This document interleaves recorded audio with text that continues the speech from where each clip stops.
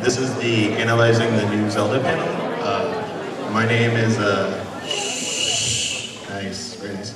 My name is Mike Damiani. On the program it says this is being run by Gamake, but my friend's gonna come, so I'm actually with GameTrailers, so I will be running the panel. You noticed in the competition stuff earlier, that was our stuff, really cool. This panel is actually to go over 2 Zelda games, because there was actually a surprise Zelda there. There was Skyward Sword, which is the new Zelda game for Wii, that was finally shown off. And they also had a surprise Ocarina of Time 3D, which is not just a remake of the new Zelda game. It's actually going to be a remix, which they're going to change it up somehow, but they haven't exactly said how, other than the water temple.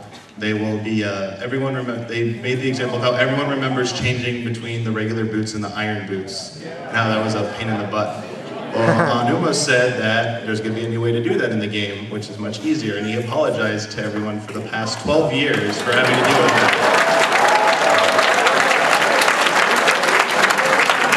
So, we will be touching upon that a little bit. And so, how many of you actually have seen the trailer for the new Zelda game?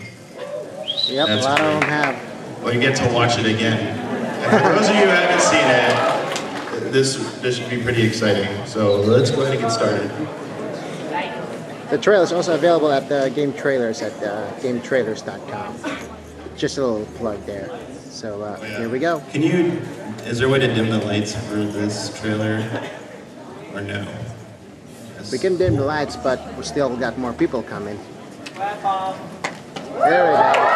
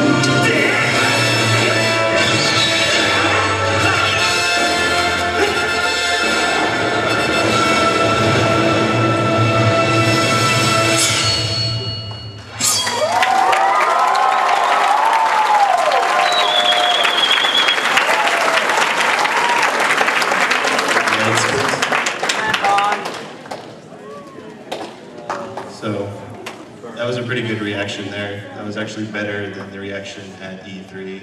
I don't know if most of you noticed, if you actually watched the presentation, Mr. Miyamoto tried to demo the game and he had a little bit of trouble trying to whoa, that's trippy. Hey! I guess we're in the rave now, huh? Yeah, he had some technical difficulty showing it off, and people there were kind of weirded out and a little skeptical about it, but it does play right, it does play well, so if you're worried about that. So anyway, this game was, I think some of you might have known that it was shown off last year as a form of a teaser artwork. Mr. Anuma and Mr. Miyamoto showed off a piece of concept artwork, and it was this artwork right here. No, not that one.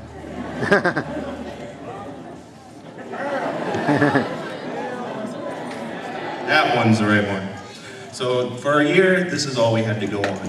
And a lot of people had speculation about what the character in the artwork was. The silver character, why Link didn't have a sword, la-di-da-da. and what the game would look like. And a lot of that was answered at this E3. And this is basically the first proper console Zelda since 2006 Twilight Princess. I don't count Link's Crossbow Training as a proper game. Earlier this year, they said that this game would be, they expected Zelda to be out by this holiday, but unfortunately at E3, they said that they're going to need through the end of the year. So the game is actually scheduled to come out very early next year in 2011. And the reason, oh, you guys are actually excited for it to be delayed. Interesting. I guess you guys are real Zelda fans, you're used to it, so. I see. The reason they gave for it was they needed to finish polishing the visuals. It seems that the fine visual style is what's left to do, which is a little strange, but that's what they said they needed more time on, and some other bells and whistles. The other big thing about this game is that we've known about this for a while, but we finally found out and got to play with it. It's going to require the Wii Motion Plus. It's a device that allows the sword movement to have more finer precision. Some people call it one-to-one. But it's interesting that this is the first game that will be the only way to play this Zelda game. There will be no GameCube option like Twilight Princess. There will be no classic controller, not even just a regular Wiimote. You have to play it with this setup. And the other big thing about it is that you're going to have to be right-handed in this game. And Twilight Princess... I'm a right-handed. Yes, but there's a twist, I promise you. Sorry for those lefties. Yes. Anuma said that he had a really weird response. He said he hoped players would just play with their right hands. And with Twilight Princess, you had the GameCube version, which everyone could play, but because the Wii version, it wasn't one-to-one sword movement. It was basically just flicking your wrist. I don't think it mattered if you played with your right or left hand, but this time it actually is fine movement. So yes, a lot of lefties are complaining that how are they going to play it? Or play the game. And the twist is that when you're using the bow and arrow, you actually are playing as a lefty. Because you hold the sword, the Wii remote, with this hand, and the nunchuck is what you pull back. So when you're swinging your sword, and this is your shield, when you're actually doing the bow and arrow, this is your aim, and this is what you pull back. So you switch to lefty mode when you're shooting your bow and arrow.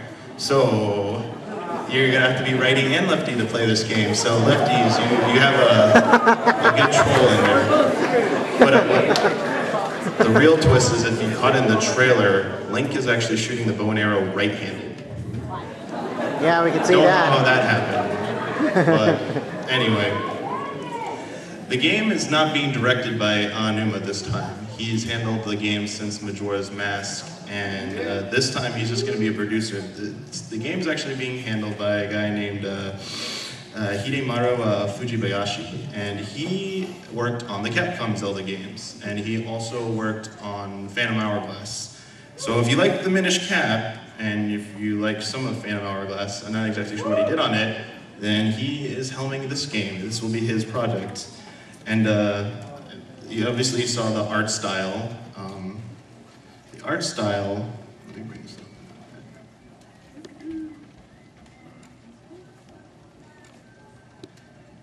The Nintendo said that the art style for this game is based on French impressionist, I'm going to butcher his name, Paul Cézanne's work. Yeah. This is an example of his artwork here. That's what they were shooting for. It is not cel shaded, so it's not like the Wind Waker, but they said it's in between the Wind Waker and Twilight Princess. For me, like, I kind of like both, so I'm kind of like, it was neither, so it kind of surprised me that it wasn't either art style, it's something different. So, and this is the guy's artwork. I can kind of see how it looks like a little bit of the game. And let me show you just a screenshot from the game real quick that kind of looks like that.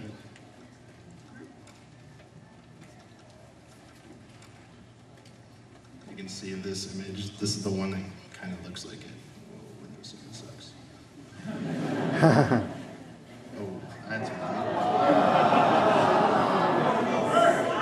Wasn't ready for that. Yeah. Oh, it's opening up. There it is. I think. Yes. There you go. That's what the art style in the game looks like, so it's kind of close. That's what they're shooting for. I mean, that is an in-game screenshot too, that's not like pre-rendered, so it does look like that. And as I said, they're still refining the artwork, but that's what they were going for with the visual style.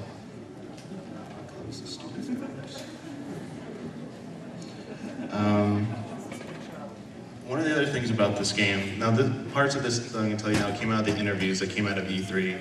And there's been a lot of concern about how difficult the new Zelda game is going to be, because the DS games have been aimed at a more expanded audience. People have called them the word casual, easier.